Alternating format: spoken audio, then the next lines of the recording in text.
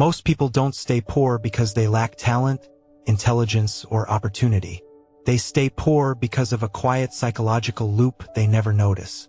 You've probably felt it. You work hard. You try to do the right things. You watch others move ahead while you stay stuck in the same financial place. And at some point, a question starts whispering in your head. What am I missing? Feels unfair, confusing, almost personal. And slowly, without realizing it, you begin to believe that money just isn't for people like you. That belief is where everything begins. You tell yourself you're being realistic. You say things like, I'm just not lucky, or some people are born ahead, or money changes people, and I don't want to be like that. These thoughts feel harmless, even mature, but they're not neutral. They are shaping every decision you make. Most people don't wake up one day and decide to stay poor. They slowly train their mind to avoid growth, risk, and responsibility while calling it safety. Here's the uncomfortable truth most people never hear. Poverty is often protected by the mind before it's reflected in the bank account. The core idea is simple but deeply misunderstood. Money is not primarily a financial problem. It's a psychological one. People assume that if they just had more money, their mindset would improve. In reality, the mindset comes first. The money follows later. And this is where most people get it wrong. They believe thinking about money too much is greedy. They believe wanting more means they're ungrateful. They believe struggle builds character, so ease must be suspicious. So they never allow themselves to outgrow their current life. Let's break this down slowly. The first psychological trap is identity. Most people don't see poverty as a temporary situation. They see it as who they are. They say things like, I'm bad with money, or I've always struggled, or people like me don't get rich. Notice the language. It's not about circumstances. It's about identity. And the mind will always work hard to protect identity, even if that identity is painful. If you secretly believe that wealth is not for you, you will sabotage opportunities without realizing it. You'll delay decisions. You'll overthink risks. You'll stay in familiar discomfort instead of unfamiliar growth. Not because you're lazy, but because becoming someone new feels threatening. Here's the part nobody tells you. Your brain prefers predictable pain over unpredictable progress. Being broke but familiar feels safer than being uncomfortable but growing. That's why many people stay stuck for years, even decades, doing just enough to survive, but never enough to change their trajectory. The second trap is short-term emotional relief. Most poor financial decisions aren't logical. They're emotional. Buying things you can't afford. Avoiding learning about money because it feels overwhelming.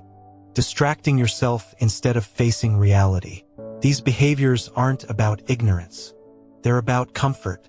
When life feels heavy, the mind looks for quick relief. Scrolling, spending, escaping, blaming, and the cost is always paid later. Wealth, on the other hand, is built by people who are willing to delay emotional relief. They tolerate boredom.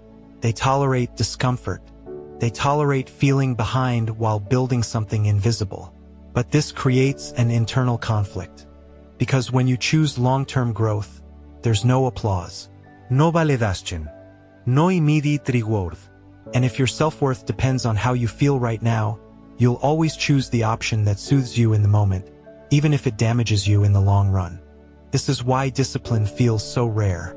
It's not about willpower. It's about emotional regulation. The third psychological reason is misunderstood effort. Most people think hard work alone creates wealth. So they exhaust themselves working more hours instead of improving leverage, skills, or strategy. They stay busy, not effective. And busyness becomes a trap. Because when you're constantly tired, you don't have the mental energy to think long-term. You don't question the system you're in. You don't step back and ask, is this actually leading somewhere? You just keep going. This creates a false sense of progress. You feel productive, but nothing changes. Wealth grows when effort is applied in the right direction, not just with more intensity. But changing direction requires humility. It requires admitting that what you're doing isn't working. And for many people, that feels worse than staying stuck. Here's a subtle but powerful distinction. Poor thinking focuses on effort. Wealth thinking focuses on outcomes. One asks, how hard did I work? The other asks, what did this actually produce? That question alone separates two very different lives. The fourth trap is externalizing control. When people believe luck controls money, they give up responsibility. They blame the economy, their upbringing, the system, other people. And while some of these factors are real, focusing on them too much creates a dangerous habit. It trains the mind to wait instead of act.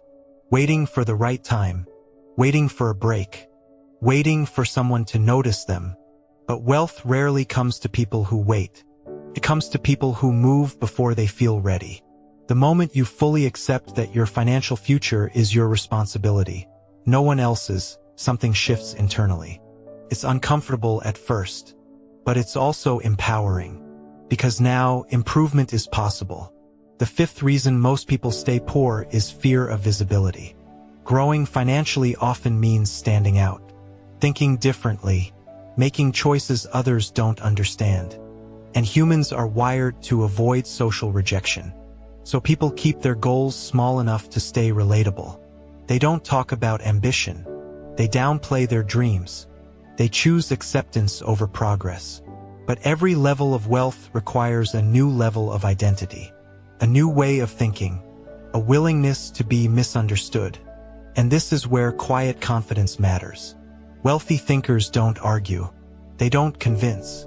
They don't explain every move. They move silently, patiently, and consistently. Here's the most important realization of all. Money doesn't change who you are.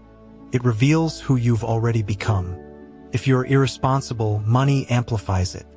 If you're disciplined, money multiplies it. That's why mindset comes first. The moment you stop seeing money as luck and start seeing it as feedback, everything changes. Every result becomes information. Every mistake becomes data. Every delay becomes a lesson. And slowly, your decisions begin to shift.